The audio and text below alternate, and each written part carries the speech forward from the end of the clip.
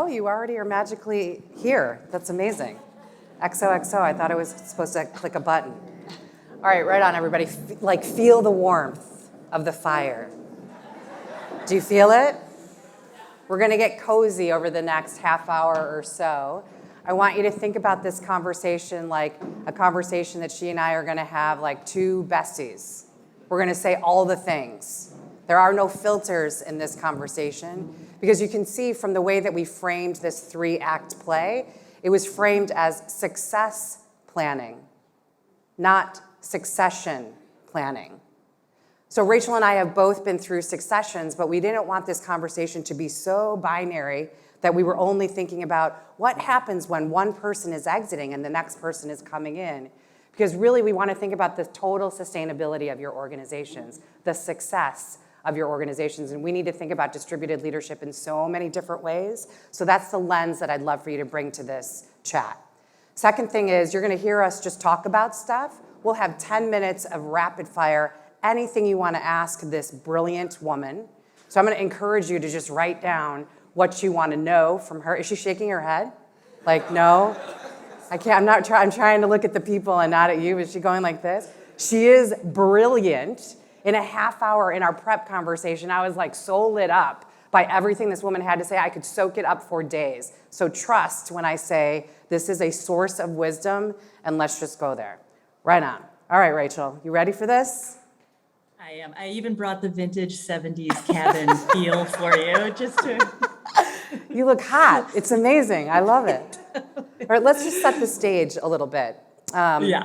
So when you and I first chatted, we had this conversation where I was like, hey, when I interviewed for this job, I confessed to the people, I am a CEO in a COO's body.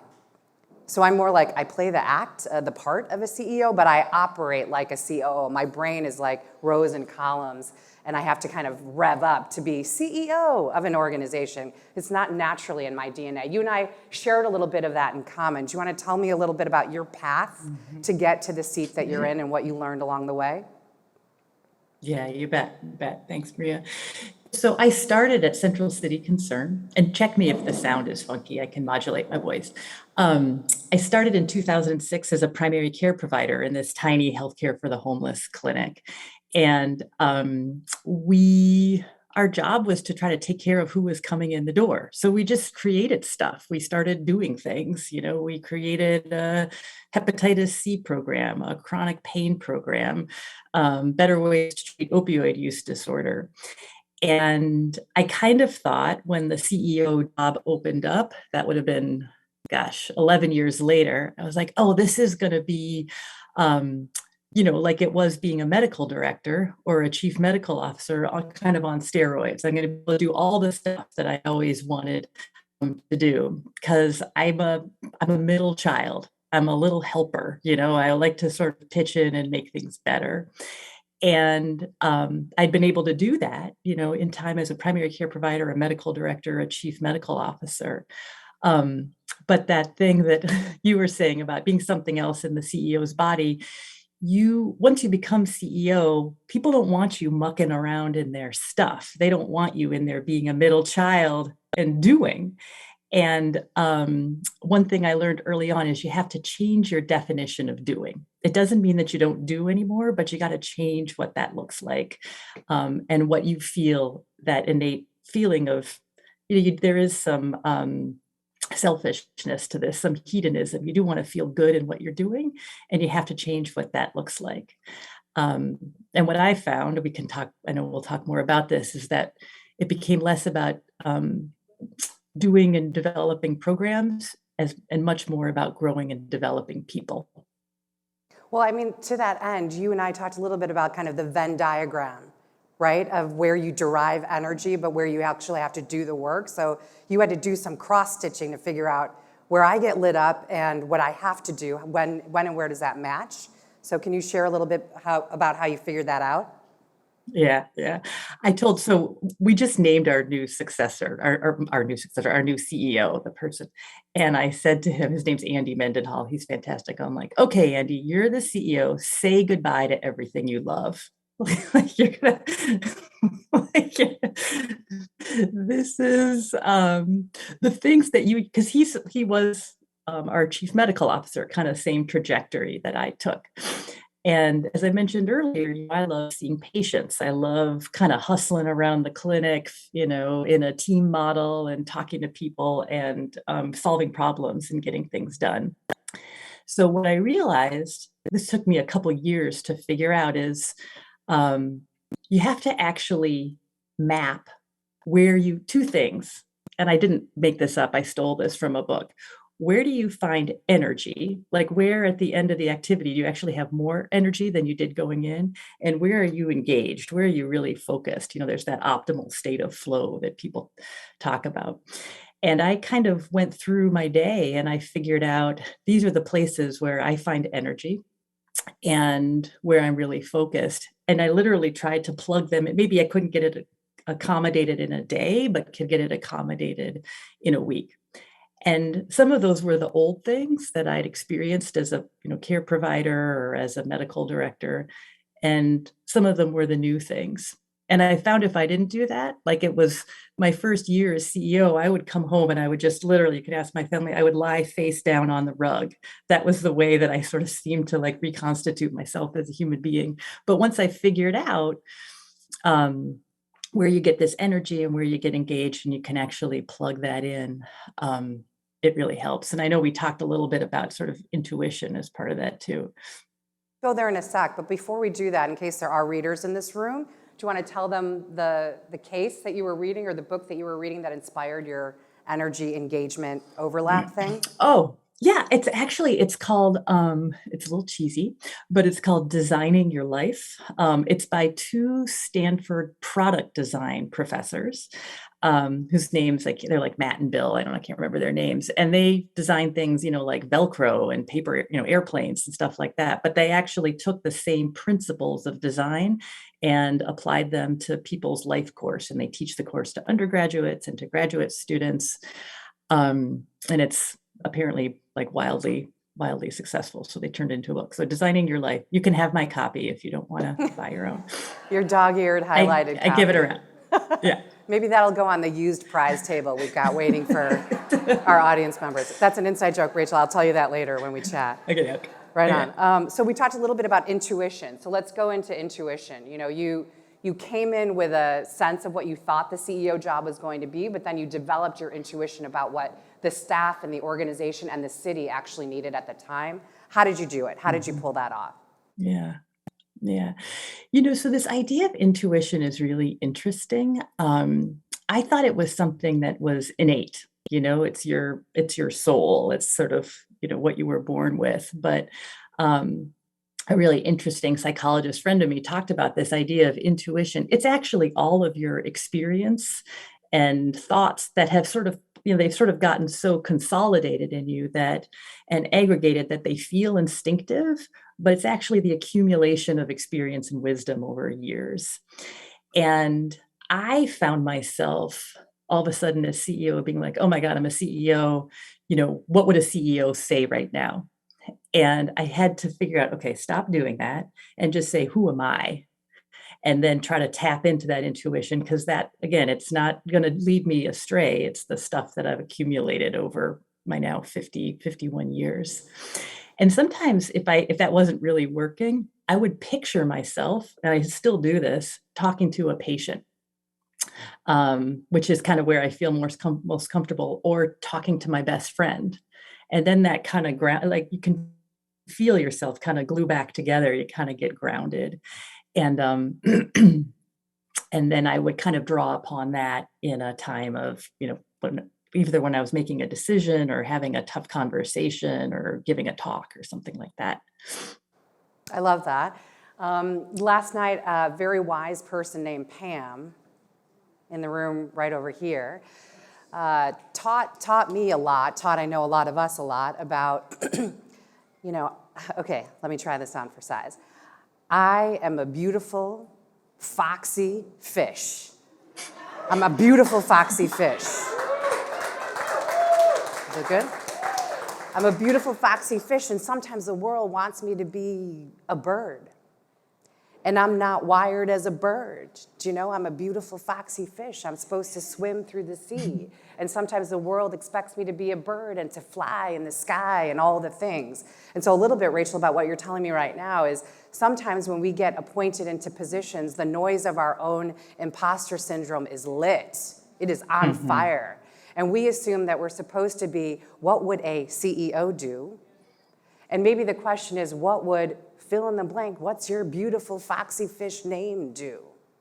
What would Maria do? What would Rachel do? What would you all do? So part of the invitation that Rachel is bringing us into is to trust the inner awesome that we've got, because that leadership instinctability or whatever, kind of informed by all the experiences that we've had over time, is exactly what we need in the organizations that we lead right now.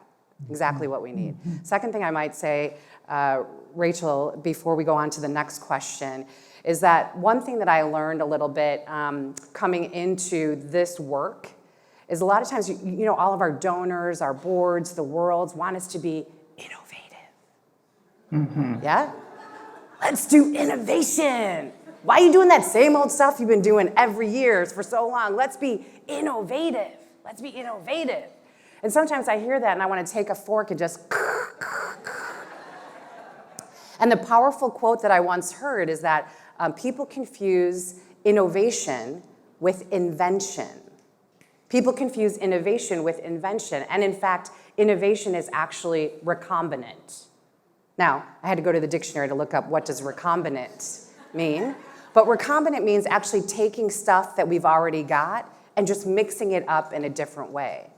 So for example, the smartphone that you might have in your pocket, it is not innovative like an invention. It's actually recombinant. It's the TV meets the internet, meets a telephone, meets a notepad. It's recombinant.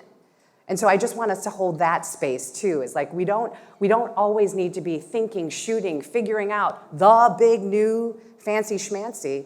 The answers are often in what we already have in front of us and around us, and it's our job just to restitch it in a new way, to figure out how we can recombine it to make it work for the populations we serve. Recombinant. Okay, cool. So I want to go from that notion of innovation and invention and that conflation and go to May 22. May 22 for you is like a weirdly significant date, right? So tell the beautiful people why May 22 is a significant date and what you've learned from maybe the first May 22 to the second May 22. Yeah, interesting. So I'll try to hold it together while I tell this story. So in 2017, as I mentioned, my boss, kind of my only boss of my life, a fellow named Ed Blackburn, who had been the CEO of Central City Concern for 10 years, was retiring. And again, I thought, oh yeah, I could do that job. Like, it looks so easy. It's so fun. I'm going to do it. I'd applied for his job, for the job of the CEO. And I think we're going to announce, we were still in the middle of the interview process. And I remember May 22nd, 2017, I was at Fred Meyer. I was buying a plant, I think, and I got this call from the chairman of the board.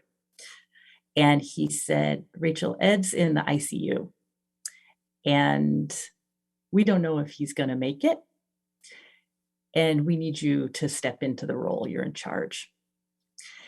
And I sat down on the curb and I burst into tears because I love Ed and I'm a physician and I know what it looks like when someone's in the ICU in that kind of condition. And I sobbed on the curb at Fred Meyer for a while, and then I got up and I went home and I called every member of the executive team and told them what was going on. And that's actually a fascinating psychology case study of how different people respond. But that's a different story, and we'll write that down sometime. And then we all agreed, let's meet at 8 a.m. tomorrow, and we're gonna keep this thing going. So that's kind of how it started. It's interesting. I was sort of thrown into this role, frankly, in a moment of crisis. And for the next 5 years until May 22nd, I think I talked to you, Maria, maybe it was May 19th or something of 2022.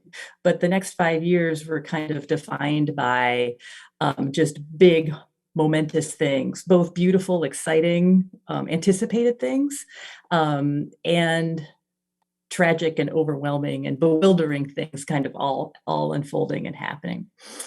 And so on the former, my predecessor, Ed, had left me with this pretty amazing mandate. You mentioned the Blackburn Center. That was actually a part of a whole $90 million development project that he had undertaken that was for his successor to complete.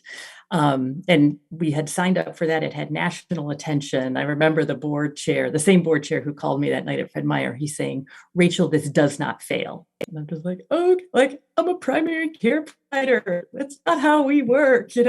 We do things over many years. It's not at the same time, also, we'd grown, we tripled in size from about a $40 million organization to about $120 million organization in about 4 or 5 years, and didn't really have the infrastructure as an organization to support that. So that was kind of the, then there's COVID, there's, important, work in equity and anti-racism we were doing, building the infrastructure of the organization. Anyway, there's so much was happening. But I think the place that I landed, again, in terms of that idea of change your definition of doing, there was no way I could run in and do all of that, solve all of that, even though that was my natural inclination. But was, okay, you're going to have to build the best team that you can find, both to lean on and support, to support and glean support from, and to help get this work done. And that was that's the thing I'm proudest of in my time at CCC, was being able to get the right people in the right seats on the bus. And it's a really tricky balance because you have to find folks who have the experience and the expertise to run something at this scale, $120 million organization, but also who can really appreciate the unique culture and beauty of CCC. I often would tell people when they would come in, I just want you to know your old rules might not apply here. Like there's the rule of, if you work really hard, you'll get success. And I'd be like, sometimes here we're going to work really hard. It's not going to succeed. This is some of the hardest work there is. And there's only so much pulling up by our bootstraps. There are a lot of things that have come before us and will come after us that we can't control. So like, that's kind of what I mean by changing the definition of doing, just spending a ton of time building that team. And we can dive more into that as well, kind of what that looks like, or if you have thoughts as well. Yeah, let's go there actually, because I think so many leaders in this room, what we want people to understand is it's not just us, right? We're kind of executing against a mission through and with a lot of people. So how did you do that? How did you figure out the natural gifts of your team? How did you figure out how to optimize the leaders that you had on your staff? Yeah.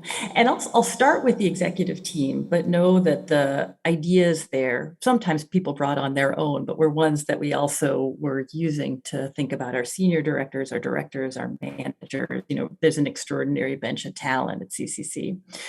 So the first place it starts with is you start with the growth and development of the individuals.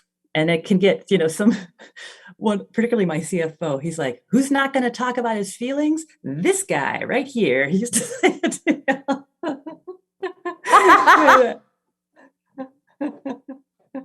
He actually gave me a book when I left. Literally, it's called Fuck Feelings was the name of the book that he gave me. That was his parting gift to me when I left. I'm like, too late. I made you talk about your feelings. So, I worked with a coach, and my coach worked with each of those members of the team. And sometimes he'd work with them individually, and sometimes we'd work together. But it really started with the growth and development of those people, and really thinking about what are your strengths. And we did a strength finders assessment. And where are those strengths working for you? Where are they really in an asset phase? And where are they stuck or working against you in a liability phase? And then we also did a lot of work around emotional intelligence that gets back to that intuition piece, like, what are some of your innate gifts in terms, not just of your strengths in strategy or communication or whatever, but in terms of self-awareness and of awareness of the outside world, of managing your own emotions and managing the emotions around you. So we started out growth and development of individuals. And then we kind of pivoted, and we said, people were then saying, okay, I'm feeling a little bit more locked in here, but I feel like our team isn't functioning well. So we actually got some pro bono consultation from some organizational development folks. And they said, let's just work on the block and tackling of how this team works. Let's write down the key roles and responsibilities, because everybody bumps into each other all the time.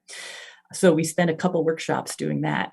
We spent some time just thinking about meeting effectiveness. And then the rubber really hit the road when we started saying, how do we make decisions? And not just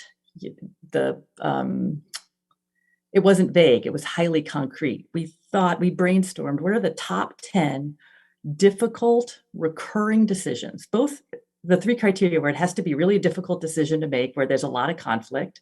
It's recurring, it happens once a year or a couple times a year, and it's organization wide. And then we walked through each one of those decisions and thought about who needs to be consulted and what's the decision-making methodology and how will we evaluate if the decision went well.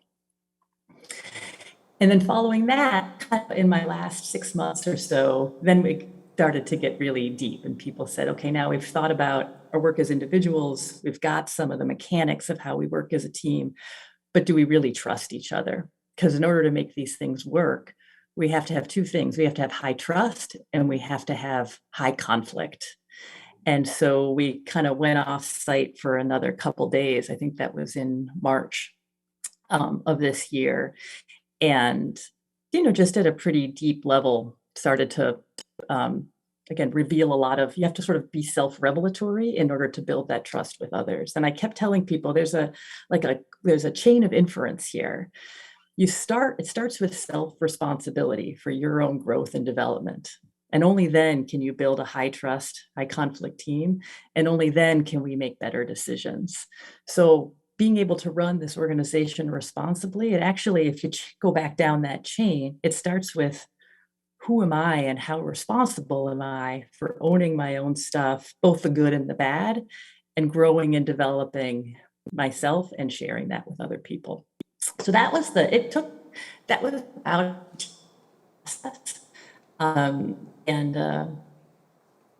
again, it made it beautiful to leave in a way, because I felt like, okay, this team now can run this organization, and hard to leave because these really became that sort of work family idea that I hadn't really experienced in the same way. Love that.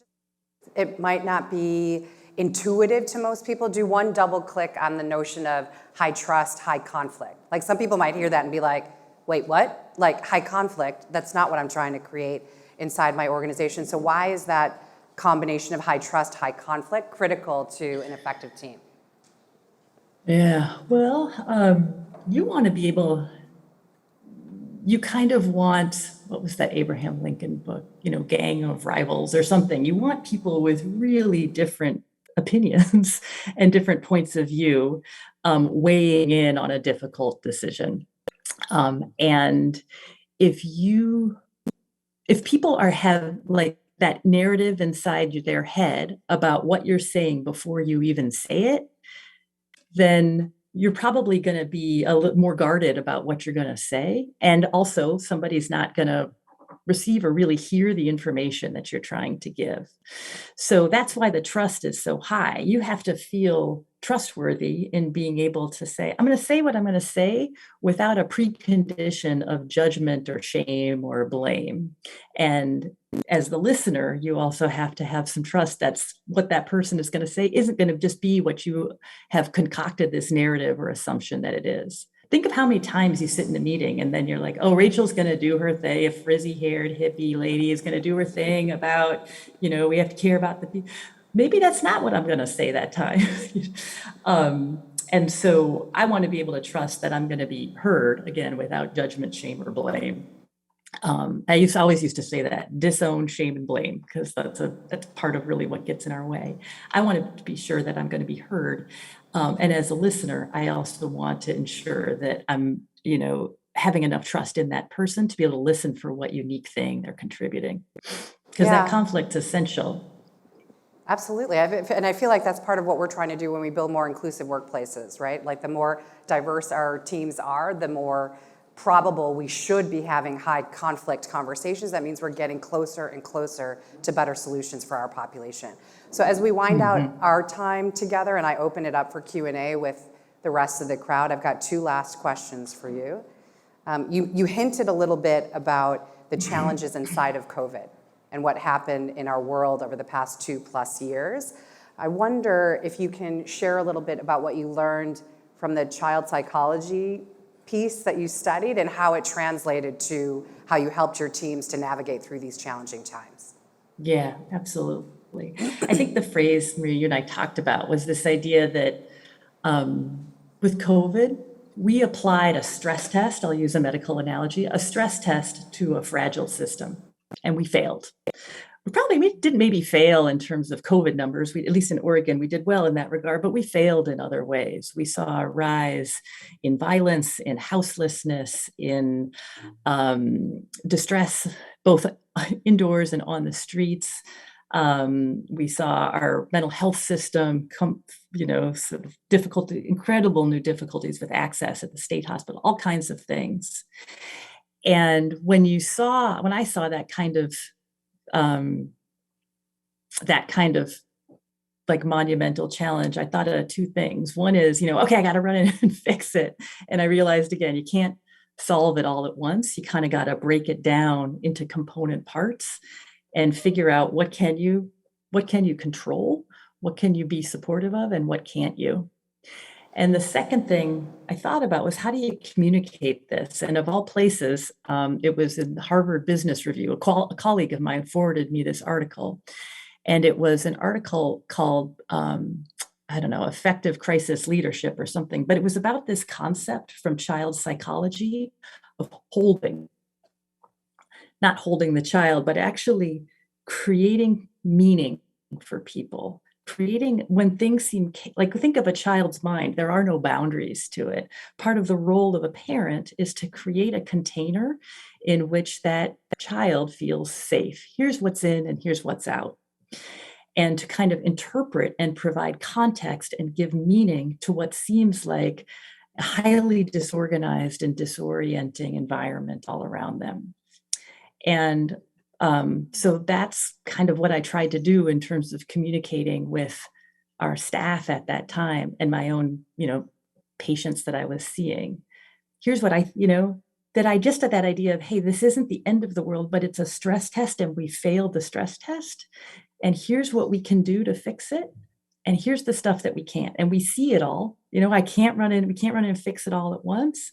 We see it all though, and we account for it. And here's where we're going to spend our energy. And it helps to create meaning. And I think, frankly, to kind of get people's prefrontal cortex back online, that idea of just kind of engaging some executive functioning, some calming and de-escalation, so that sense of overwhelm doesn't paralyze people when they're already doing some of the hardest work there is. I love that. And for all of us in the room, that helps us to connect the dots between what we learned yesterday from new moms and how we've got these 12 executive skills, how they're so cemented and formed inside our prefrontal cortex, and how stressors like COVID, like our country's reckoning with racial injustice, can destabilize those feelings. But it's helpful to know that at the center, we are agents of change, that we are able to be the leaders that help our staff, our participants, our colleagues make meaning of what's happening, a really fundamental skill. What's next for you? My new bestie that's moved from this city I just flew to, and you went all the way across the country to Maine. Damn it. What's next for you? What's on the horizon? Well, as I mentioned, I feel great. We have a wonderful new CEO at Central City Concern, Andy Mendenhall, wonderful guy, does a lot of work in addiction and housing, trauma-informed care. So feeling good there. You turn 50 and kind of you start asking yourself some questions like, do I need to keep proving myself to myself? Do I need to keep pushing the edge all the time? Is my mom satisfied with me yet? Can I stop this? So I kind of said, the things I love more than anything are I love the state of Maine, which is my adopted home. You can't say you're from there if you're not, but I love Maine. I love clinical work. And I have about 5 years left with my kids, before they're both off. Well, maybe they'll live in the basement forever, but provided that they actually launch out of the household in 5 years. And so that's where I'm headed. I'm going to be working in a kind of similar federally qualified health center in Bangor, Maine, doing mostly behavioral health, but also they're doing some housing work as well on a much smaller scale than Portland. But being in the place I love, doing work that I love, again, that energy and engagement thing, and hanging out with my kids a little bit more. But it's been an amazing 17 years at Central City Concern. REDF's been a huge part of it. That kind of, I won't say invention and spirit that you'll bring to it. Love it, love it, love it. Well, let's give a first round of applause for Rachel.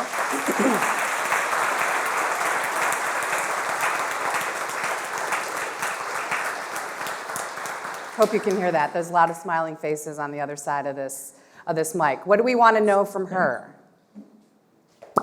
Any questions people have? I see a hand up in that corner. This is like Oprah. We're doing this live. Yeah. Hi, this is Lisa from Nashville. I was curious, you mentioned this process of just thinking about the decision making and looking at that for the most difficult decisions. I was curious, what kind of decisions qualified as those difficult decisions, and what did you actually do to map out your decision making process and to keep that information alive the next time you had to face one of those difficult decisions? Did you get the gist of that one? Got it. Okay. Yeah. Thank you for the question.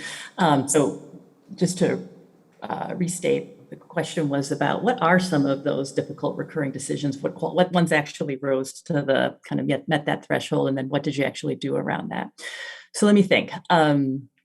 Organizational values. We were in the process of deciding organizational values. Huge decision that reached that threshold. Setting the annual budget. Issues around compliance. So there's often a tension in our organization, which wants to be inventive, but then there's the pull of regulatory compliance. And we would clash around that a lot. Like, hey, we've got a fentanyl epidemic. We got to be edgy with it. But then compliance saying, well, we have to still be, rule abiding. That was another one.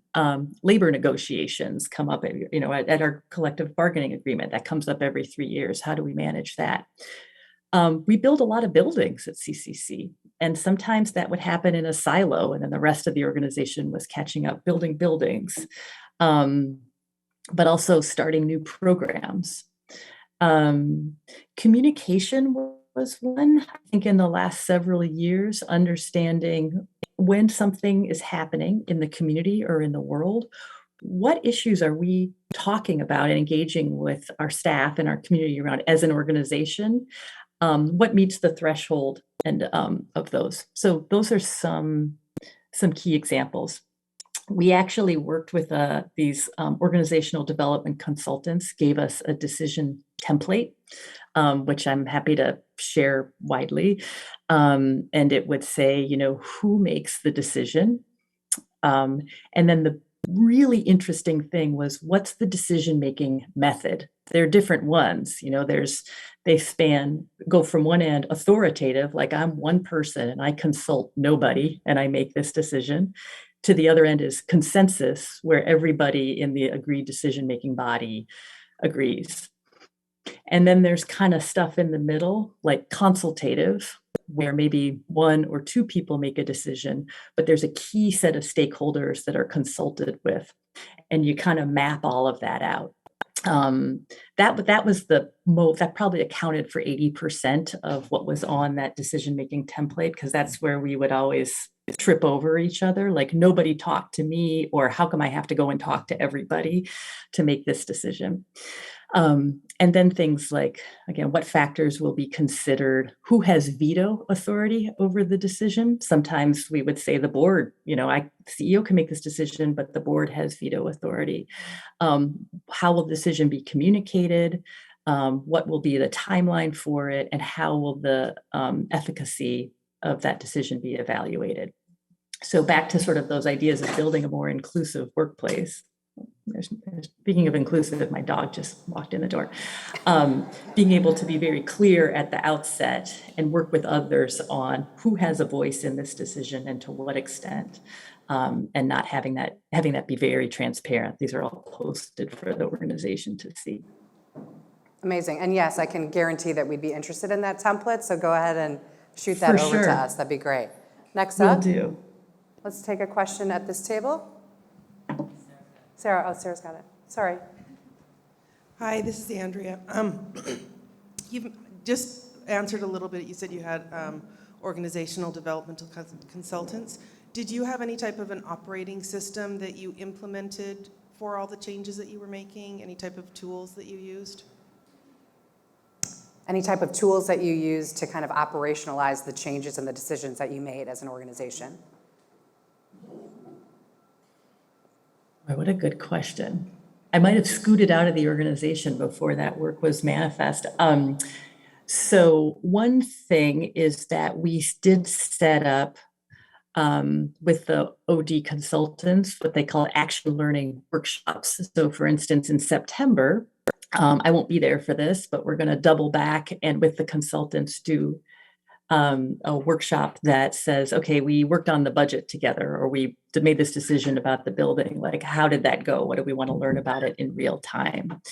And then I guess, but I think beyond that, in terms of what's the actual cascade of how that decision is operationalized, I guess that's sort of use case specific.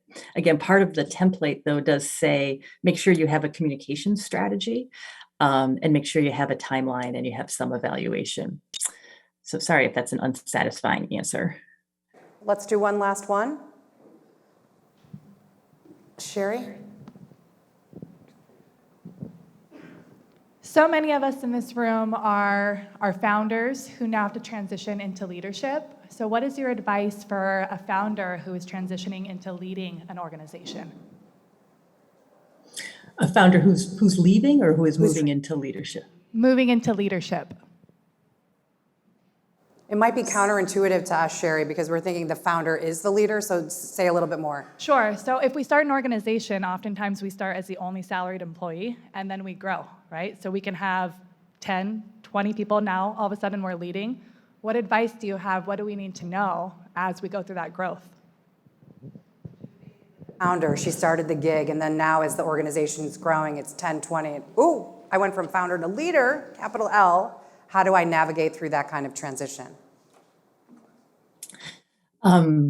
So one thing, I'm not a founder, so congratulations. I have infinite respect for people who have the guts to do that. I'm much more of a follower in that regard.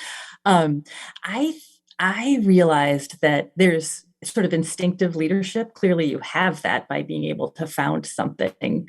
And there are actual, I thought it was cheesy and like, that's not a real thing, but there are actual, mechanics to leading, how you coach, how you communicate, again, how you make decisions, how you grow and develop other people, how you get your own support. So I found I thought being a CEO would be intuitive. I thought that my accumulated experience would help me, and it was too big of a leap. My accumulated experience did not prepare me for that role. And so I had to go back and just get a lot more training. I got a coach. I'm happy to share that person's name with you. He's fantastic. And I went to a number of different sort of leadership institutes. I became a member of a cohort of other leaders. I had to face it with the same, frankly, it was like being in residency again, the same kind of intentionality and learning and rigor that I did that I had for a different profession. So that was it was a very humbling experience for me to understand that natural leadership didn't translate into being a CEO in the same way, because it just wasn't enough. And often, as I mentioned earlier, your old rules don't apply. So happy to share any of those resources with you, but the formal training and coaching made a huge difference. Amazing. So here's what we learned from our friend Rachel. Find the places where you both derive energy and need to be engaged and activated. Understand your role as a leader to make meaning of what's happening in the world around you for the people that you have the honor to work with. Don't ask your question, what would a CEO, executive director, director of social enterprise, fill in the blank do? Ask yourself, what should I do? Knowing my experiences, my history, my intuition, my knowledge, what should I do? Build teams that navigate towards high trust and high conflict, because that diversity of opinion helps us to get to better solutions. And don't forget, you need to hone your own skills too, and it's easier to do that when you're doing it amongst a community of peers.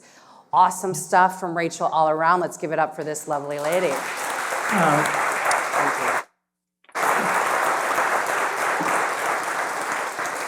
Thanks, Rachel. Thank you so much, everybody.